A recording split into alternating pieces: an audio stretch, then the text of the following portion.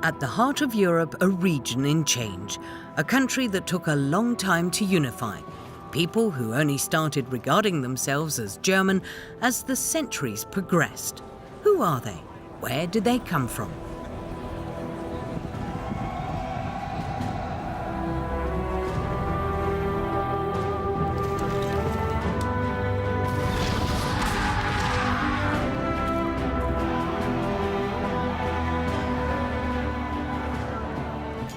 Questions about the history of the German people.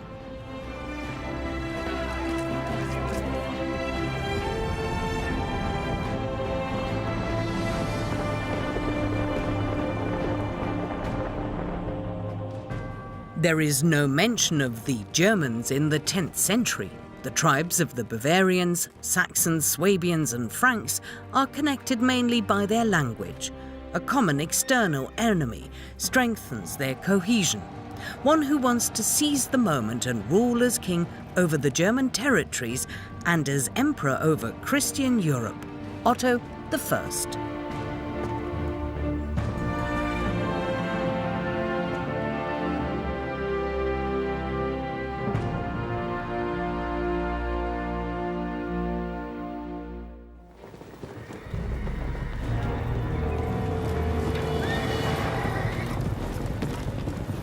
Seven contingents from German tribes, 12,000 fighters from Bavaria. The Frankish territory, Swabia, Lorraine and Bohemia have followed their king's call for help. Otto is pinning his hopes on a decisive battle. The Magyars have never fought against King Otto, but they are confident of victory.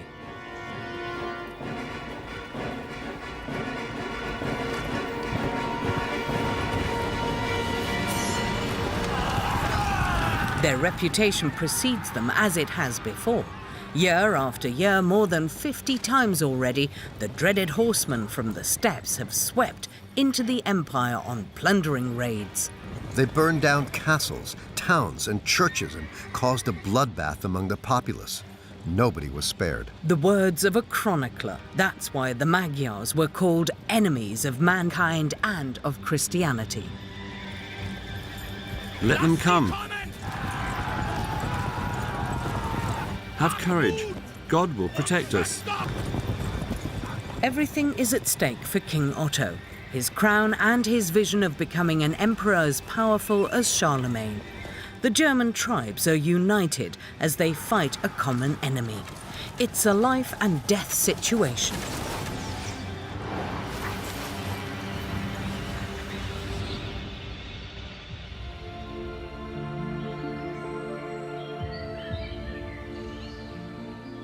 Germany in the 10th century, inhospitable landscapes and ancient forests, fragmented, lacking fixed borders, home to 4 million people.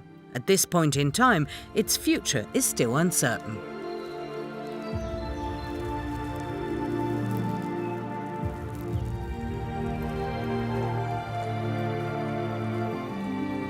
"19 years before the Battle of Lechfeld, Otto is still just the Duke of Saxony.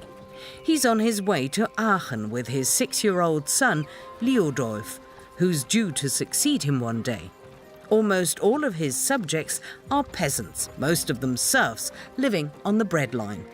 No one talks yet of a king of the Germans.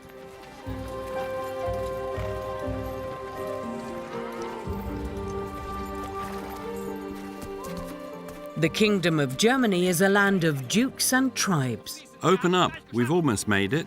And they elect a common king. Otto's father, King Henry, has died. A successor must be chosen from among his sons and crowned here in Aachen. That's why Otto has convened all the dukes and the highest-ranking counts from all of the tribes. The history of the Germans can be said to begin here, with the arrival of Otto I at Charlemagne's imperial palace. Not only the nobility have shown up, chroniclers report that many commoners have come too.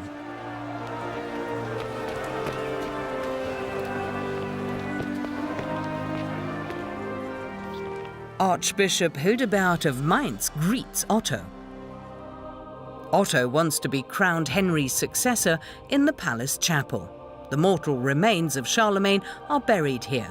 He is venerated by the Germans and the French as the father of the nation. In the year 843, his grandchildren divide up the Frankish Empire into the kingdoms of West Francia, Middle Francia, and East Francia. They are home to 4 old Germanic tribes: Saxons, Franks, Swabians, and Bavarians. These lands would one day become the Deutschland, the land of the Germans. There is only one image of Otto's father, King Henry, an almost unrecognizable one on a seal. He breaks with Charlemagne's tradition.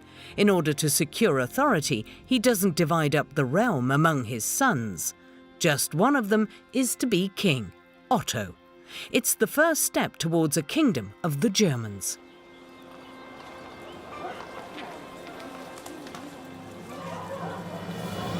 The monk Widukind reports in his chronicle what takes place on the day of the coronation in Aachen. It's a time when hardly anyone can read, let alone write, not even the nobility. As a result, grand gestures and significant rituals are needed. They made him king according to their custom. Then they promised him advice and assistance, the chronicler Widukind reports. Your enemies are my enemies. Your friends are my friends. I wish to be loyal and at your side at all times, candid and obedient. The dukes pledge their fealty to their king. The monarch must always know it's the tribal chiefs and the lords who choose the ruler. From the day of Otto's coronation on, this electoral principle will hold for almost 9 centuries. In Otto's case, the vote for the king is still accompanied by the consent of the people. If you accept this choice, raise your right hand to heaven. Widukind the monk reports that the people accepted the choice.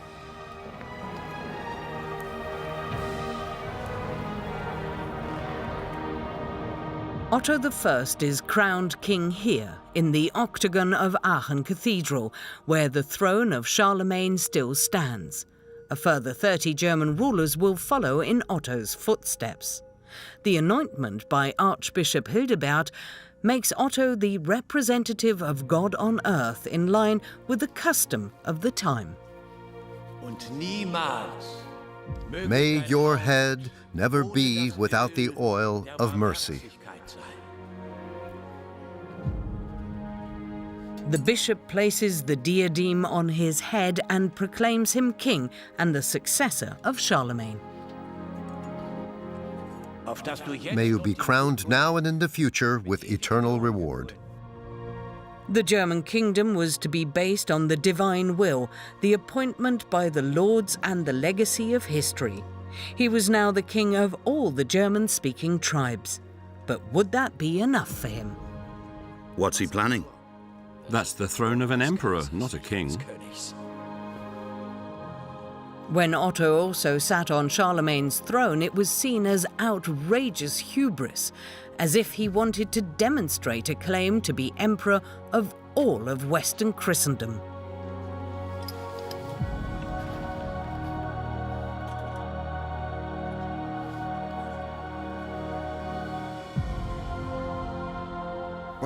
Otto the Great was the first medieval ruler who wanted to assert rule by one man. That led to great resistance in his family, among his brothers who wanted to be involved in the royal rule. He responded to this with great violence. In other cases, he tried to respect claims. Overall, we must conclude that Otto the Great ruled firmly, trusting in God and exhibiting great tenacity. In the Middle Ages, a king ruled from his saddle, because this realm didn't have a capital, a true seat of government. As a result, Otto was an itinerant king, touring the German lands with his almost 2,000-strong entourage for a good 180 days a year. When the king came, the towns, villages, and monasteries were responsible for feeding everyone. The peasants in particular were hard hit. "God bless the king, but may he never return," was a common saying.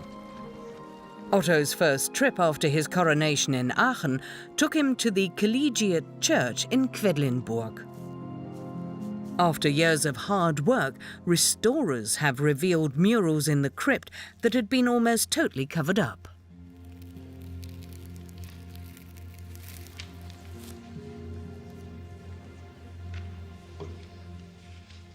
Among the many biblical scenes in the vault, there is also one very worldly image: King Otto with his crown and scepter. More than 1,000 years after it was made, the restorers returned a face to this fresco from the early period of German history.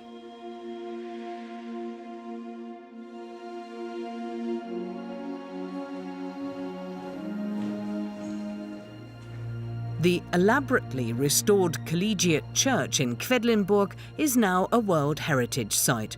Otto felt drawn to the crypt. It was his spiritual centre. He was known to be pious and regularly went on pilgrimages to the grave of his father, Henry, to whom he owed his kingdom. Fader Rosa, deis in dem hohen Himmelo regier. Gebiet sie din Name. Kumma den Rigi. That's what the Lord's Prayer sounds like in Old Saxon, Otto's language. So an dem hohen Himmel regier. As king, Otto didn't just have to fear his brothers who envied their father's favoritism. Again and again, bands of Hungarian riders roamed through the kingdom, pillaging and murdering. They called themselves Magyars.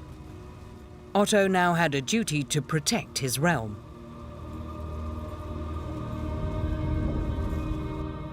Amen. And he was a devout Christian. Protect us, Lord, from the Magyars' arrows.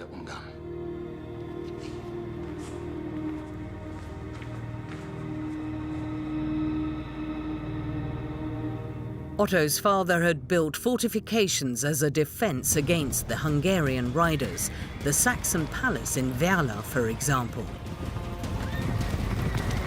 In times of danger, the people could withdraw to forts behind ramparts, ditches, and palisades.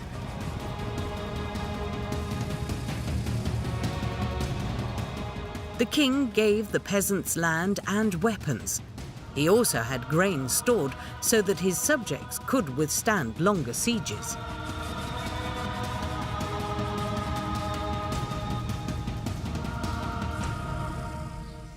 The ramparts of that Saxon fort are still visible today, but back then they were not enough to prevent the Magyars from invading the kingdom. Because Otto moved from place to place, some of his subjects will have seen him and spoken to him.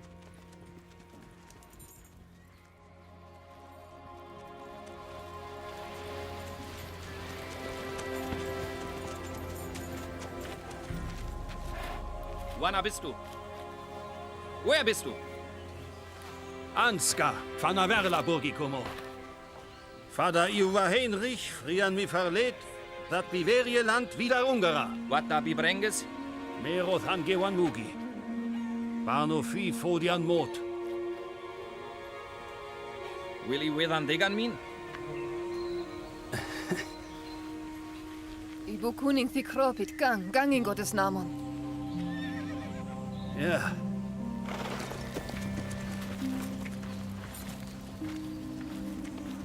How do we know what language the people spoke back then? Were the tribes in Otto's kingdom able to understand each other?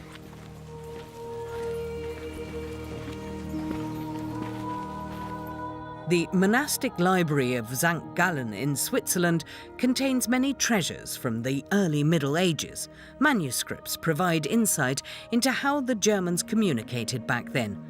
The oldest book in the German language was written by monks in around AD 800. It's a dictionary for travellers, the Codex Abrogans. The word sanftmütig sounds similar to the modern German word sanftmütig, or gentle, while demodai sounds similar to demütig, or humble.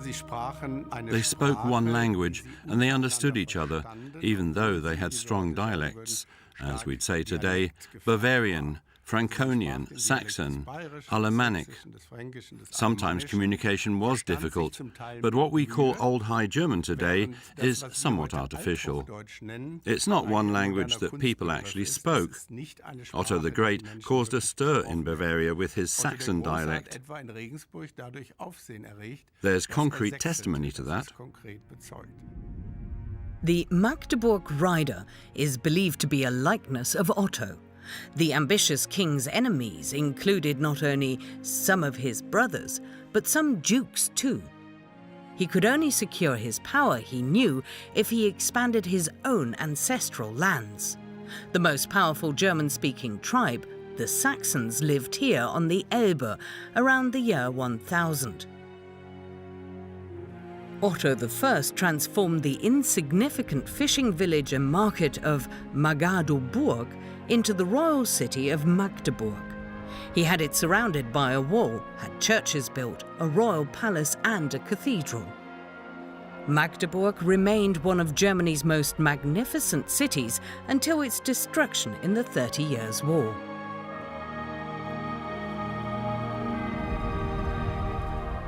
After its Gothic reconstruction, the cathedral was one of the largest in Germany. The enthroned couple were chiseled into sandstone in around 1240, one of the most beautiful sculptures of the German Middle Ages. It's believed to depict King Otto and his first wife, Edgita. When Otto's beloved wife died, he married again.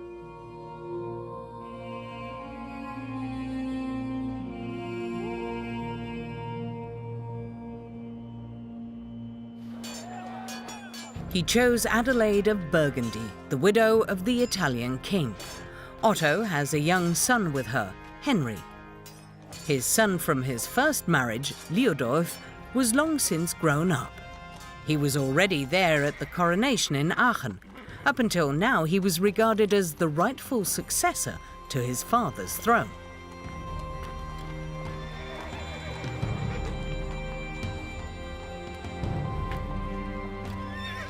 Well, well, little Italian.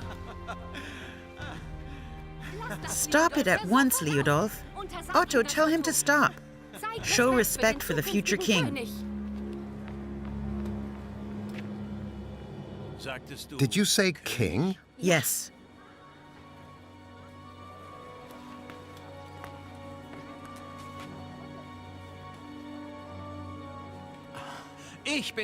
I'm the legitimate heir.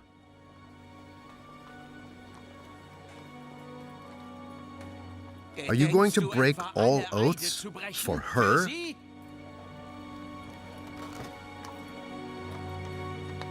My father is silent, so I must answer. Nobody could know how far Liudolf would go to assert his claim to the throne and what allies he would seek out. In the year 953, the Magyars attacked Otto's kingdom once again. They set fire to castles and towns and caused such a bloodbath that there was threat of total depopulation. The words of a chronicler. The enemies of God and mankind, as the Magyars were called at the time, managed to get all the way to the Rhine. Only Swabia, Liudolf's duchy, remained unscathed. Otto's son had decided not to fight the Magyars and to negotiate with them instead. Like other noblemen, he tried to quench the Magyars' greed for loot with gold and silver. But Liudolf wanted more. He met with Håkon Butsku, the Magyars' military leader.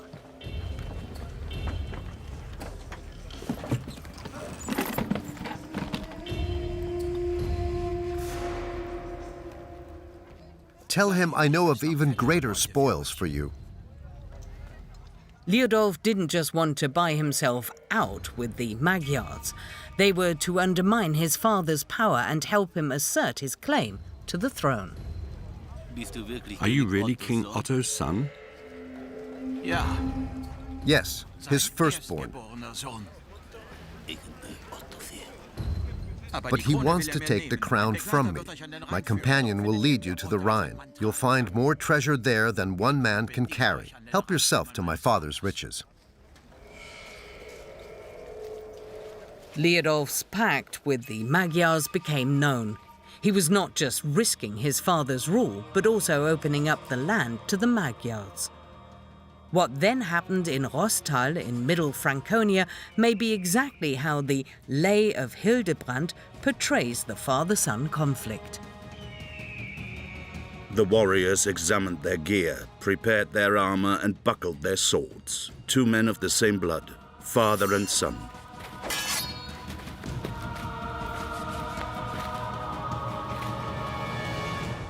What have you done to me? What have you done to me?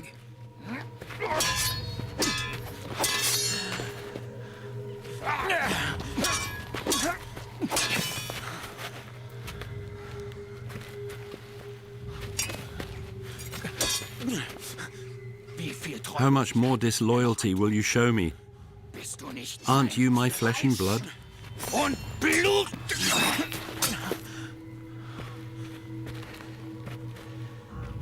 You're taking everything. The crown, my honor, my pride. Submit yourself to your father. Never. Lass ihn gehen.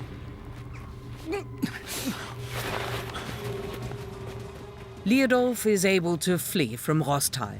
My own son is my worst enemy, Otto laments.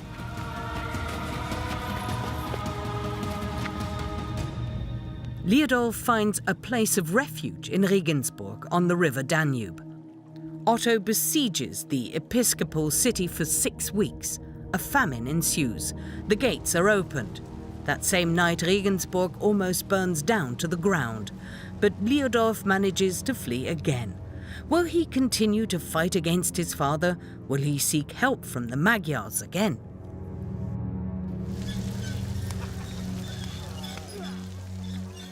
Widukind the chronicler reports the following incident. The king has gone hunting in a place called Suveldun, when suddenly a ragged warrior enters the camp. It's Liudolf, Otto's son. He has isolated himself with his treason. The dukes close ranks on the side of the king.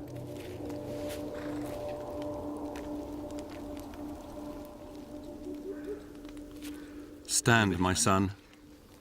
Liudolf was gripped by the deepest remorse. He swore to be obedient henceforth and to fulfill his father's every wish. The words of the chronicler. As he is king by the grace of God, Otto feels bound to show mercy to his lost son. But Liudolf has forfeited any right to succeed Otto to the throne.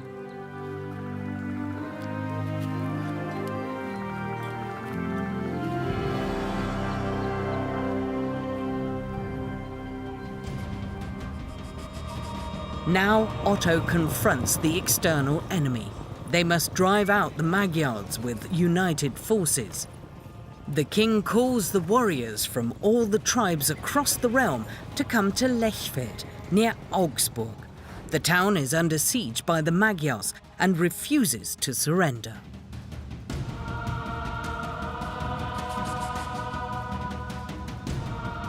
The cross of Ulrich in the church of St. Afra still commemorates the siege more than 1,000 years later. The people of Augsburg were hoping that Otto would liberate them with his confederation of tribes.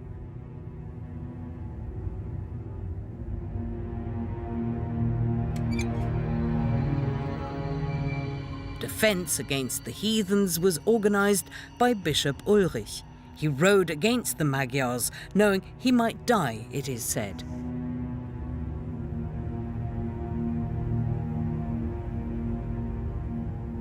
Legend has it that Otto marched on the plain of Lechfeld with all the warriors from the kingdom under his banner.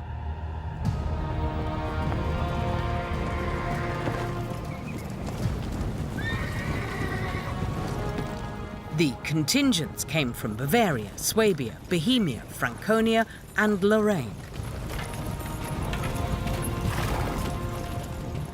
Most of the warriors were provided by powerful bishops.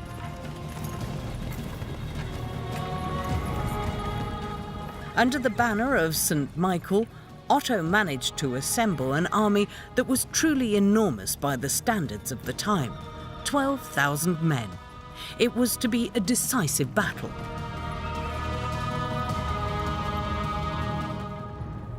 The Magyars have destroyed our towns, set our churches on fire and killed many people. Should we retreat from the enemies of God and mankind in our own country?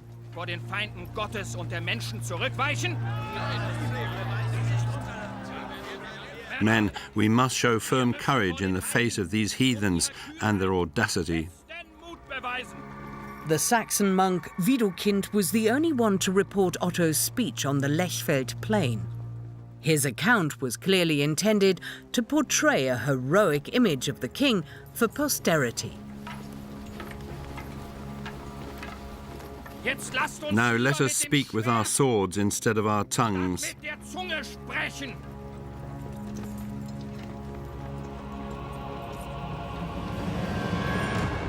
Father in heaven, give us life and victory. Later generations would call this moment on the Lechfeld the birth of the Germans.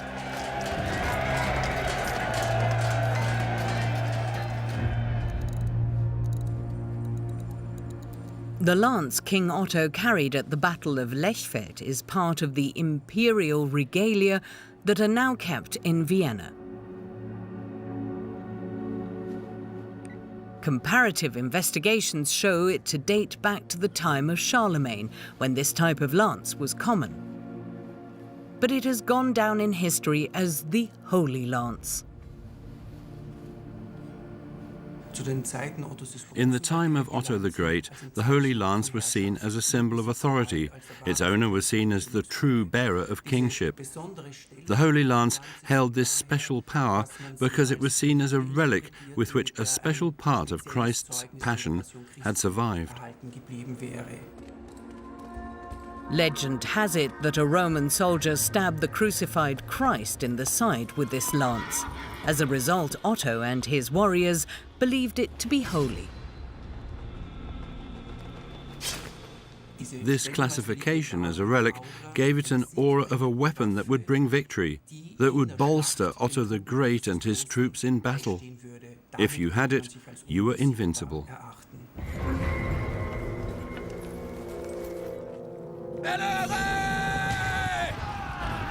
Otto has chosen a wide-open plain. Let them come. He has his armoured riders form long lines, there to keep closed ranks.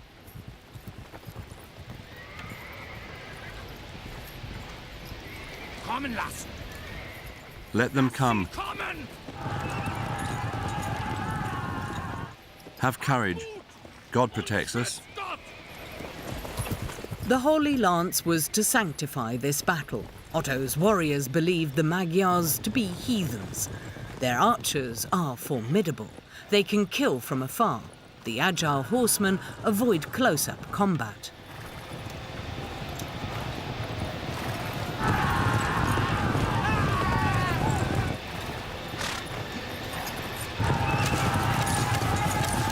They don't aim at specific targets. Instead, they fire devastating, scattered volleys.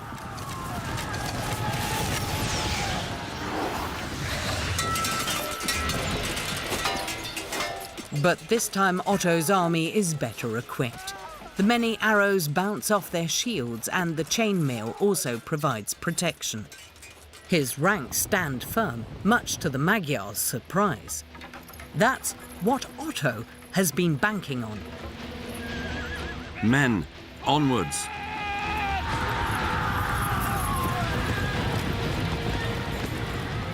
Now the king's riders take the offensive.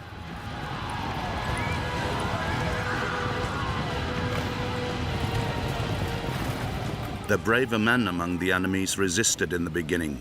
But when they saw how their fellow warriors were fleeing, they were surrounded by ours and were killed one after the other. That's how the chronicler described the battle.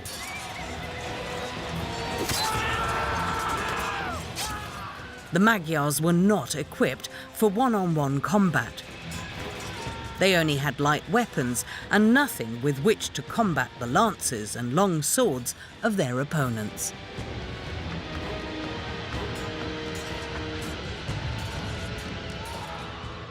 The victory at Lechfeld gives Otto the standing he wants. As a chosen defender of God and glorious monarch, he now sees himself summoned to higher honours. He shows no mercy. No Magyar returns home. Those who are captured are decapitated, and their leader, Bulsku, is not the only man to be hanged. It's a brutal revenge, but the Battle of Lechfeld is a turning point.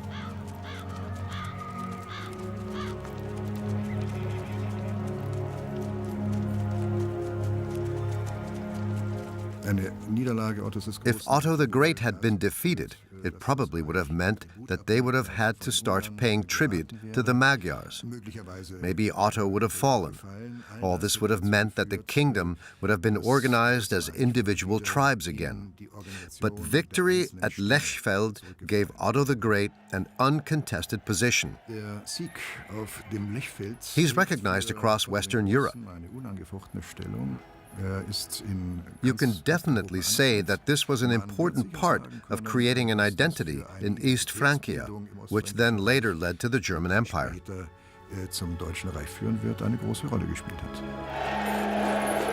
King Otto was now called the Great Defender of the Fatherland.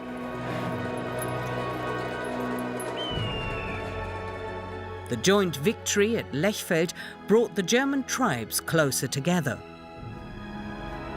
The realm was taking shape, stretching from the Alps to the North Sea and the Baltic, and to the Elbe and the Saale in the east.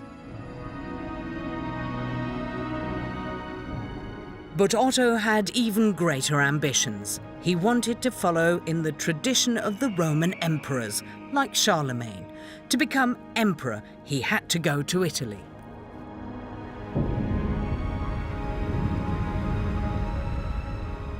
With an army of more than 1,000 warriors, Otto crossed the Alps in 961, when the Pope called for his help. Pope John XII is being pressured by the King of Italy, who contested the pontiff's claim to Rome. Otto was victorious and established his own rule in Italy.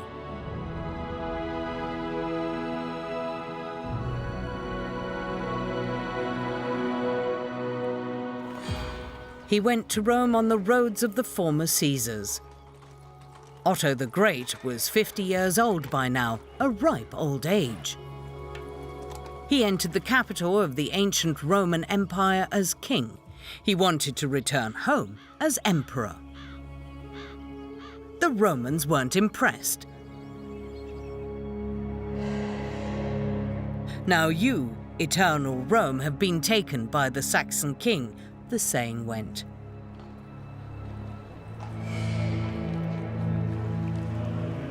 On the spot where Michelangelo's Basilica of St. Peter's now stands, the Pope once pronounced Charlemagne the Emperor of the Christian West. The same was to happen this time. It is said that Otto was crowned emperor on this round stone made of porphyry, emperor of a realm that would one day be known as the Holy Roman Empire of the German nation. A chronicler reports that the Romans and Italy's princes didn't like the oath that Otto swore when the Pope made him emperor. In the name of Christ, I swear that I will forever be the protector and defender of this holy Roman Church and all its territories. Receive the symbol of glory. This is how the allegiance between the German king and the Roman pontiff was forged. In the name of the Father, the Son, and the Holy Ghost. Otto had achieved his goal of being the successor of Charlemagne in Europe. Signum Glorae, the symbol of glory, the imperial crown, the most significant item in the imperial regalia. It's now in the treasury of the Hofburg Palace in Vienna. It's said that Otto the Great was crowned emperor with it. For centuries, this crown would be the symbol of the empire.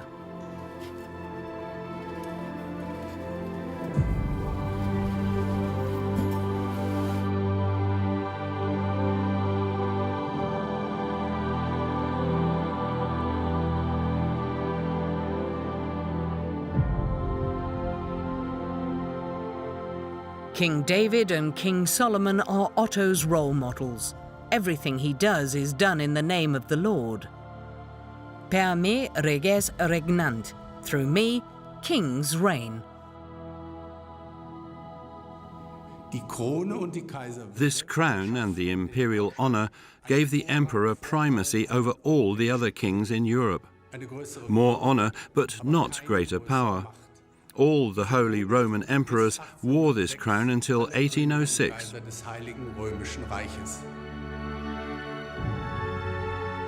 From now on, empire was part of German history, sometimes as a unifying force between the German nobility wishing for autonomy, sometimes as a trigger for war and division.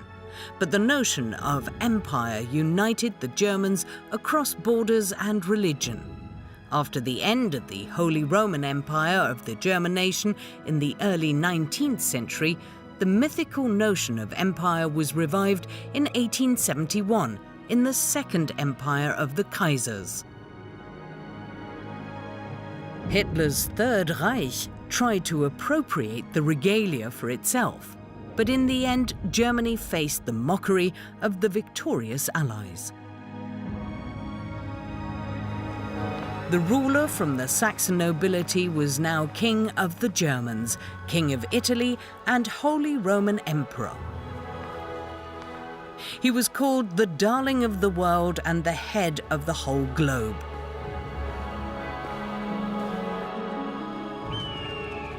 His challenges grew with his empire. Otto felt drawn to Italy. The Saxon and his warriors liked the south. Otto and his entourage spent 10 years in Italy, where they had to assert themselves against powerful opponents, against Italian princes, Byzantines, and Arabs.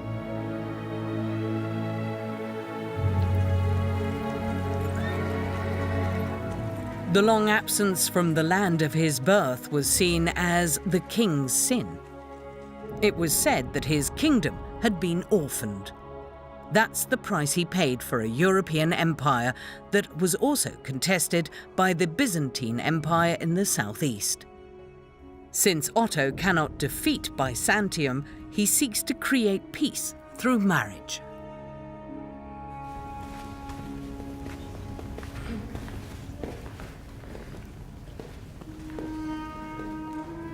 His son was to marry a Byzantine princess, but the plan didn't go altogether smoothly.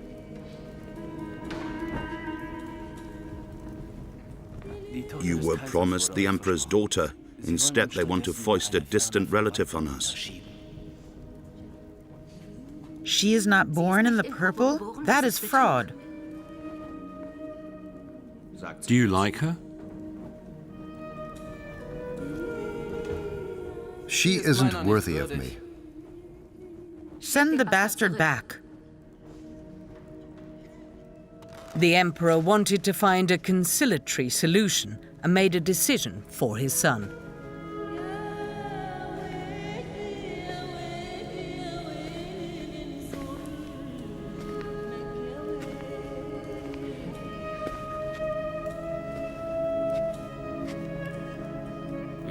What is your name? Theophanu. Theophanu. Otto accepted the bride for the sake of peace.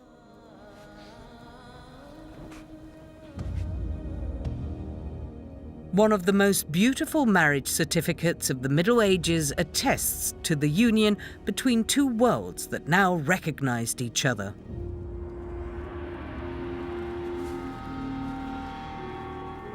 Otto II and Theophano would rule together. But what was their legacy?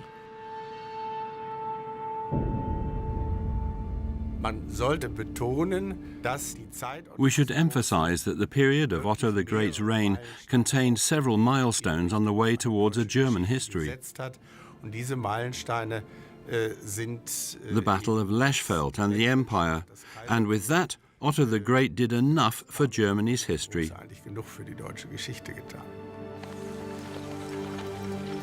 After many years in Italy, Otto longed for the land of his fathers again. Widukind, his chronicler, wrote, "He returned to Germania with great wealth and victorious troops." Theophano, what are you reading? It says here your land horrifies people with its marshes and forests, and you drink an intoxicating brew of barley and wheat. About whom does it say that? About your ancestors, the Germanic peoples.